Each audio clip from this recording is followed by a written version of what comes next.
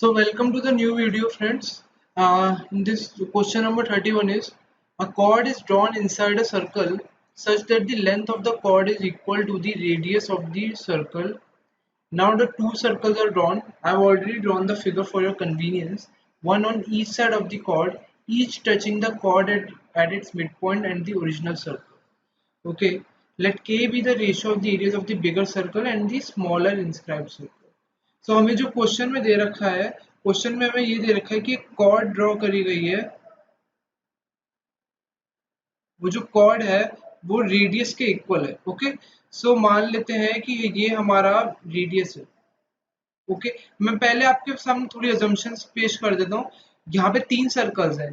पहला एक सर्कल जो है सबसे बड़ा, उसको मैं, उसका रेडियस आर हो गया। जो दूसरा ये वाला सर्कल है ब्लैक, जो ब्लैक सर्कल है जिसकी आउटलाइन ब्लैक है, उसको मैं R1 नाम दे देता हूँ। और जो तीसरा सर्कल है उसको मैं नाम दे देता हूँ R2। ओके, तो हमें दे रखा है कि ये वाली जो कॉर्ड है, जो मैंने ग्रीन लाइन से कॉर्ड बना रखी है, ये रेडियस के इक्वल है। मतलब ये वाला जो पॉइंट है, ये अगर मैं इनके सर्कल्स के सेंटर भी C है, ये C1 है और ये C2 है।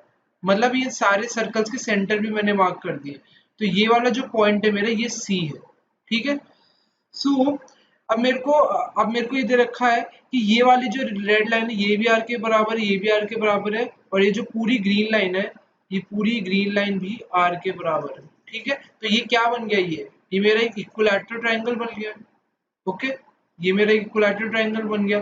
फिर मुझे दे रखा है कि अगर ये वाले जो ऊपर का ये जो ब्लैक सर्कल और ये ग्रीन सर्कल है, इनके एरियाज का रेशियो क्या होगा, ये मुझसे पूछा गया। ओके, सो उसके लिए मैं क्या करूंगा, पहले जो क्वाड्रिलेटरल सर्कल मैंने बनाया है, इसकी मैं हाइट कैलकुलेट कर लेता हूँ। अब आपको पता है हाइट ऑफ इक्विलैटरल ट्रायंगल क्या होती है, √3/2 है। तो ये वाली जो लेंथ हो जाएगी, ये वाली जो मैंने अभी लाइन बनाई है, इसकी लेंथ क्या हो जाएगी, √3/2 r। अंडरस्टूड। और ये जो लेंथ ऊपर की बच रही है, ये जो लेंथ मैं आपके सामने ग्रीन लाइन से बना रहा हूँ, ये वाली जो लेंथ है, ये लेंथ क्या है, क्योंकि ये C से कनेक्टेड है, तो ये वाली लेंथ कितनी होगी हमारी, R। ओके, ये वाला जो हमारा रेडियस है, जो मैंने ग्रीन लाइन बनाई है आपके सामने, ये वाला तो जो बड़ा सर्कल का सेंटर था उसका रेडियस होगा, तो ये वाला तो R हो गया।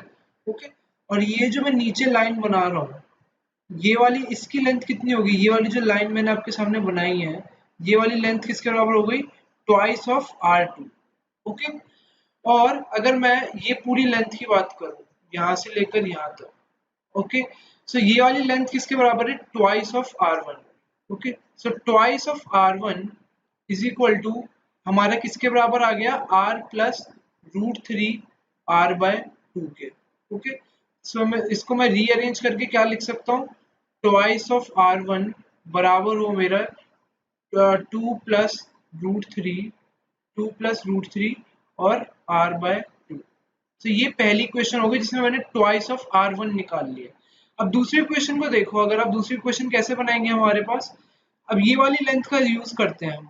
ठीक है, ये वाली लेंथ का यूज करते हैं। तो अब इस पूरी लेंथ को मैं देखूंगा, पूरी लेंथ जो मैंने मार्क करी है, इसमें पूरी लेंथ को देखूंगा। अब इसमें मुझे पता है कि ये वाली इतनी लेंथ R है, मतलब ये वाली लेंथ R है, ये वाली लेंथ अभी हमने बताई है √3 R/2 है, और ये वाली लेंथ ट्वाइस ऑफ R2 है। ठीक है, सो इसी का यूज करके हम देखेंगे दूसरी क्वेश्चन क्या बन सकती है।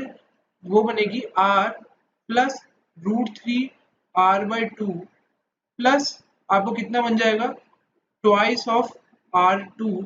ये किसके बराबर होगा, 2R के लिए। पूरा सर्कल, ये जो पूरी लेंथ है, ये ट्वाइस ऑफ बड़ा रेडियस है। सो इसकी जो फाइनल नेट इक्वेशन निकल कर आएगी, वो आपके सामने निकल कर आएगी 2R2 is equal to R, common में लिया हमने 2 माइनस √3/2, ये होल ब्रैकेट। तो हमारे पास दो इक्वेशन आ गए जो मैं रेड से मार्क कर रहा हूँ। एक इक्वेशन ये आई है जिसमें हमने 2R1 की वैल्यू निकाली, एक इक्वेशन ये आई है जिसमें हमने 2R2 की वैल्यू निकाली। इन दोनों को डिवाइड कर देंगे तो हमारे पास आ जाएगा R1/R2, आपके पास कितना आ जाएगा, 2 प्लस √3/2 माइनस √3। और हमसे क्वेश्चन में क्या पूछा है, क्वेश्चन में हमसे पूछा है दोनों के रेशियो ऑफ एरियाज। मतलब हमसे पूछा है पाई R1 square upon pi R2 square. हमसे ये पूछा, पाई से पाई कैंसिल हो जाएगा, हमें बस R1 बाय R2 का स्क्वायर निकालना, मतलब ये जो इक्वेशन निकली इसका स्क्वायर निकालना। अब अगर इसको फर्दर हम अगर रैशनलाइज कर देंगे तो ये क्या बन जाएगा हमारा, ये बनेगा 7 प्लस 4√3, क्योंकि डिनोमिनेटर तो 2 plus 4 2 minus root three into 2 plus √3 करेंगे तो 1 आ जाएगा। तो R1 बाय R2 की वैल्यू 7 प्लस 4√3 आ जाएगी। हमें इसका स्क्वायर करना है बस, R1 बाय R2 का अगर हम स्क्वायर करना है तो हमें 7 प्लस 4√3 का स्क्वायर करना पड़ेगा। 7 प्लस 4√3 का अगर हम स्क्वायर करेंगे तो वो क्या बन जाएगा, 49 प्लस 48 प्लस आपका कितना बन जाएगा, 28 इंटू 56√3। कौन सा ऑप्शन आ रहा है, ऑप्शन देखिए, ऑप्शन डी 97 प्लस 56√3। तो ये क्वेश्चन काफी अच्छा क्वेश्चन था। ये क्वेश्चन करने के लिए आपके कॉन्सेप्ट्स और बहुत क्लियर होने चाहिए, कैसे क्वेश्चंस बनानी है, कैसे करना है। इसका कोई डायरेक्ट रिजल्ट भी होता है इस क्वेश्चन का। डायरेक्ट रिजल्ट जानने से पहले मैंने आपको बेसिक थ्योरी बता दी। अगर आपके सामने ऐसा क्वेश्चन है तो आपको सीधा ये चीज पता होनी चाहिए कि R1 बाय R2 का जो रेशियो होता है 2 प्लस √3 अपॉन 2 माइनस √3 होता है। ये इन क्वेश्चंस का डायरेक्ट रिजल्ट होता है, लेकिन मैंने आपके सामने प्रूफ भी करके दिखाया। Okay, let's move on to the next question, question number 2। So points P, Q and R are taken on sides AB, BC, CD and DA of square ABCD so that the इनका ratio दे रखा है 1:n। So पहले ऐसा करते हैं, इसकी figure बना लेते हैं, फिगर से आपको क्लैरिटी हो जाएगी। So जैसे ये हमने फिगर बनाई है और इसमें पॉइंट्स दे रखे हैं हमें। स्क्वायर, ये हमारा एक स्क्वायर है, ओके, ABCD, और इसमें हमें पॉइंट्स दे रखे हैं। P हमारा AB पर लिया गया है, Q हमारा BC पे लिया गया, R हमारा CD पे लिया गया और S हमारा DA पे लिया गया। तो अब हम इन्हें दे रखा है, इनको कनेक्ट भी करा हुआ है, AP is to PB, AP is to PB हमें दे रखा है 1:n, BQ is to QC 1:n, CR is to RD 1:n और DS is to SA 1:n। so हमसे रेशियो पूछा गया है PQRS का और ABCD का। PQRS के लिए हमें इन सबको कनेक्ट करना पड़ेगा। कनेक्ट कर देते हैं जी, इसको यहाँ से कनेक्ट करा हमने, इसको यहाँ से कनेक्ट करा, इसको यहाँ से कनेक्ट करा, इसको यहाँ से कनेक्ट। ऑलराइट, सो ये हमारे पास पॉइंट्स है सारे। अब हमें दे रखा है कि ये जो क्योंकि एक स्क्वायर है तो इसके सारे जो एंगल्स हैं वो 90 डिग्री होंगे। ठीक है, ये तो अंडरस्टूड है। और स्क्वायर की साइड क्या दिख रही है आपको, ए बी की length is equal to B C की लेंथ, या बाकी सबकी लेंथ किसके बराबर है, 1+n। ठीक है, ये भी दिख रहा है हमें। So side of square 1+n है। So area of square ABCD क्या हो जाएगा, साइड स्क्वायर होता है सिंपली। सो 1+n का होल स्क्वायर। ये तो एक चीज आ गई हमारे पास question, then the ratio of area of ABCD तो निकाल लिया। अब पीक्यूआरएस के लिए क्या करें, पीक्यूआरएस के लिए अगर हम देखें तो एक सिमेट्रिकल फिगर बनेगी। ठीक है, और इसका जो एरिया बनेगा वो लेंथ इंटू ब्रेड्थ बनेगा। अगर PQRS में देखें, PQ साइड को देखें, तो PQ साइड को देखें तो PQ साइड में अगर हमें PQ की लेंथ निकालनी है तो ये तो PBQ ट्रायंगल देखिए, ये क्या है, एक राइट ट्रायंगल है जिसमें B जो है आपका क्या है, 90 डिग्री एंगल है। तो PQ की लेंथ क्या हो जाएगी, PQ की लेंथ हो जाएगी आपकी √1+n²। वही लेंथ हमारी किसकी हो जाएगी, QR की, और वही लेंथ हमारी RS की हो जाएगी, और वही लेंथ हमारी SA की हो जाएगी। ऑलराइट, तो अब हम ये सिमेट्रिकल फिगर है, हमें ये नहीं पता ये रेक्टेंगल बनेगा स्क्वायर बनेगा। ठीक है, बनना तो स्क्वायर ही है, लेकिन अगर ये रेक्टेंगल भी दे रखा होता क्वेश्चन में तो भी तब ये रेक्टेंगल मतलब स्क्वायर बनता है। इसके लिए हम अभी कंफ्यूज हैं, तो हम मान लेते हैं कि इसका जो एरिया बनेगा वो लेंथ इनटू ब्रेड्थ बनेगा। सो जो एरिया ऑफ PQRS है, एरिया ऑफ PQRS है, वो क्या बनेगा, लेंथ इनटू ब्रेड्थ। तो लेंथ इनटू ब्रेड्थ मतलब √1+n² इनटू √1+n²। सो ये किसके बराबर आ गया हमारे पास, रूट से रूट कैंसिल हो गया, 1+n²। सो ये हमारा एरिया ऑफ PQRS आ गया, और एरिया ऑफ स्क्वायर ABCD हमने निकाल लिया, बस इनका रेशियो पूछा गया। तो कौन सा ऑप्शन होगा, 1+n² इज टू 1+n का whole square, option C. So I hope the question is clear to you. Let's move on to the next question. Okay. Question 33 is on a circular path of radius 6 meter, a boy starts from a point A on the circumference and walks along a chord AB of length 3 meter. Let's draw the diagram. Okay, so this is the diagram. So हम इस radius में मान लेते हैं point A से इसने शुरू करा और ये बी पर गया, ठीक है। और उसके बाद इसने बी ए बी की लेंथ 3 मीटर दे रखी है और उसके बाद ये कॉर्ड सी पर गया। ही देन वॉक्स अलोंग कॉर्ड बी सी, तो ये मान लीजिए ये इस बी सी पर गया to reach point C. Okay, the point B lies on the minor arc. Minor arc का मीनिंग है कि ये जो ए बी सी है, जो मैंने आपको ग्रीन कलर में मार्क कर रहा हूँ, ये आपका क्या है, ये आपकी माइनर आर्क है और जो बाकी बची हुई है ये आपकी मेजर आर्क है। तो हमने बिल्कुल डायग्राम सही बनाया है, ये सेमी सर्कल से कम वाली आर्क बननी चाहिए। तो हमसे ए सी का डिस्टेंस पूछा था, distance between point C from point. सो पहले इसमें फिगर को कंप्लीट कर लेते हैं। ये हमारा ए बी और ये ए सी, और अगर इसमें हम मान लेते सेंटर हमारा यहाँ पर है, सेंटर हमारा मान लीजिए डी है, ठीक है। तो इनको कनेक्ट कर देते हैं एक बार। ये कनेक्ट हमने कर दिया ऐसे, तो हम हमें क्योंकि सेंटर हमें रेडियस दे रखा है, रेडियस हमें 6 मीटर दे रखा है, तो हम देखेंगे कि रेडियस की हम हेल्प कैसे ले सकते हैं इस क्वेश्चन में। सो ये वैल्यू वैल्यू 6 है, ये वैल्यू 6 है, ए बी की लेंथ 3 दे रखी है और बी सी की लेंथ 2 दे रखी है। ये रेडियस है, ये भी रेडियस है, और अगर हम इस पॉइंट को ज्वाइन कर दें तो ये क्या है, ये भी रेडियस है, बी डी भी रेडियस है, इसकी वैल्यू भी 6 है। तो हमसे एसी की लेंथ पूछिए, एसी की लेंथ पूछिए हमसे। तो एसी की लेंथ जनरली निकालने के लिए हम हम इस क्वेश्चन में अगर टाइम ज़्यादा है तो हम कोसाइन रूल लगा सकते हैं, कोसाइन रूल लगा के हम इसको निकाल सकते हैं, लेकिन मैं वो आपको इतना लंबा तरीका नहीं बता रहा हूँ। मैं आपको डायरेक्ट शॉर्टकट बता रहा हूँ इस क्वेश्चन का। इस क्वेश्चन के लिए शॉर्टकट क्या होता है, शॉर्टकट है कि आप ऐसा करिए, हमें एसी की लेंथ चाहिए, एसी की लेंथ चाहिए तो ए डी बी आपको एक आइसोसेलेस ट्रायंगल, ये वाली फिगर 6, ए डी की लेंथ 6 है और डी बी की लेंथ 6 है।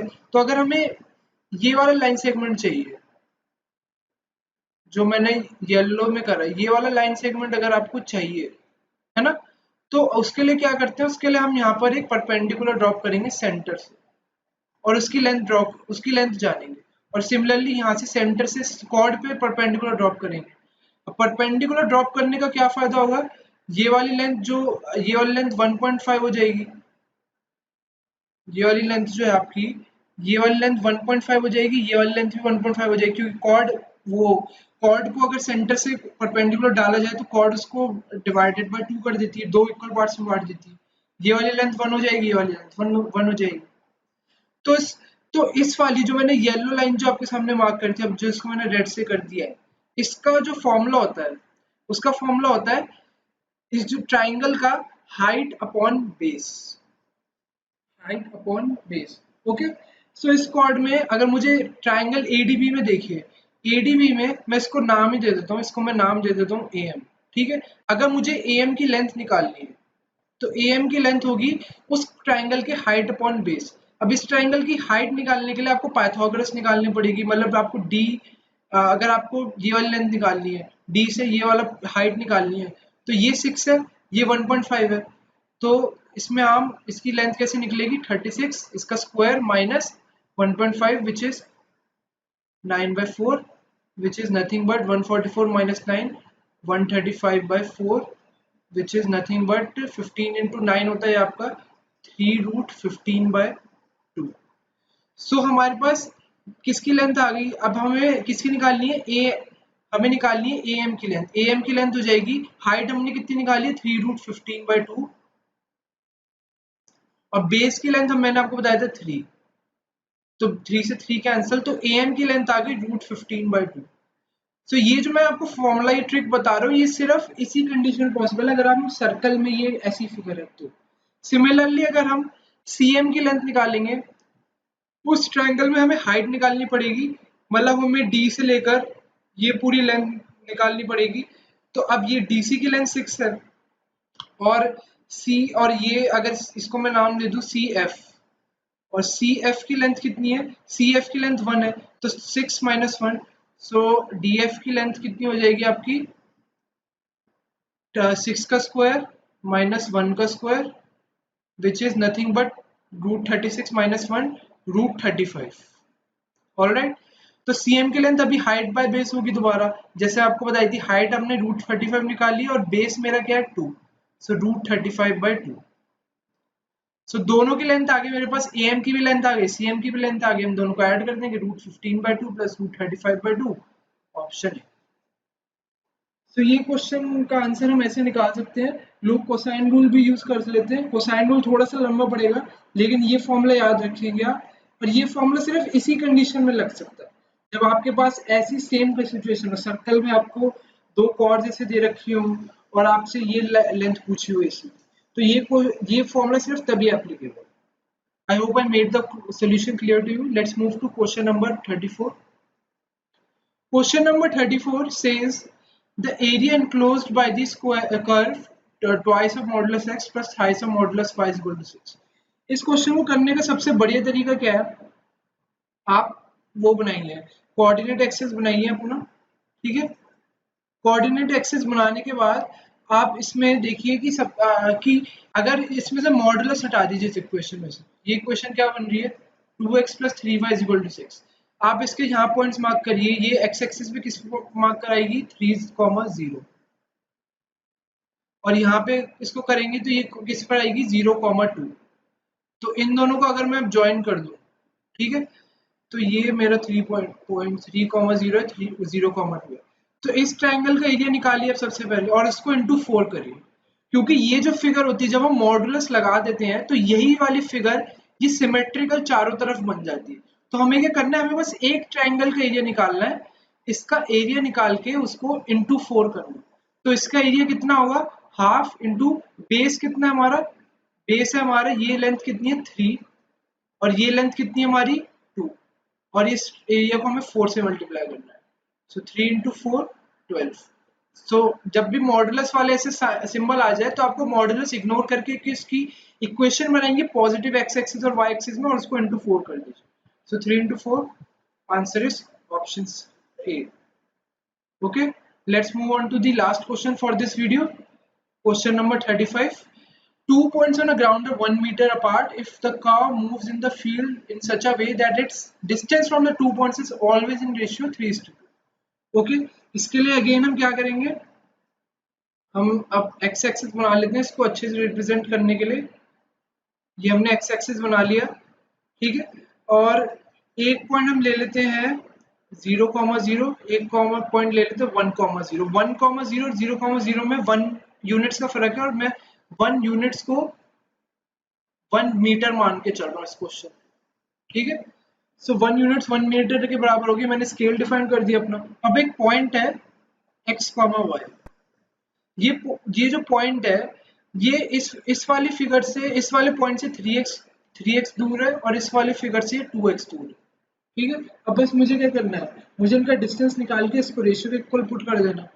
इनका डिस्टेंस फॉर्मूले से क्या क्या निकलेगा, डिस्टेंस कितना निकलेगा √x माइनस 0 का square x² plus y² upon नीचे वाले में क्या निकलेगा x माइनस 1 का होल स्क्वायर प्लस y², ये किसके बराबर है 3/2 के।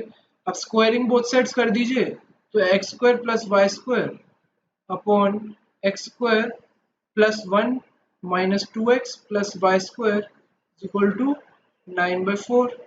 ओके, सो इसको फर्दर सिंप्लीफाई करेंगे, क्या बनेगा 4x² plus 4y² is equal to 9x² minus 9 plus 9 minus 18 2x minus 18x plus 9y²।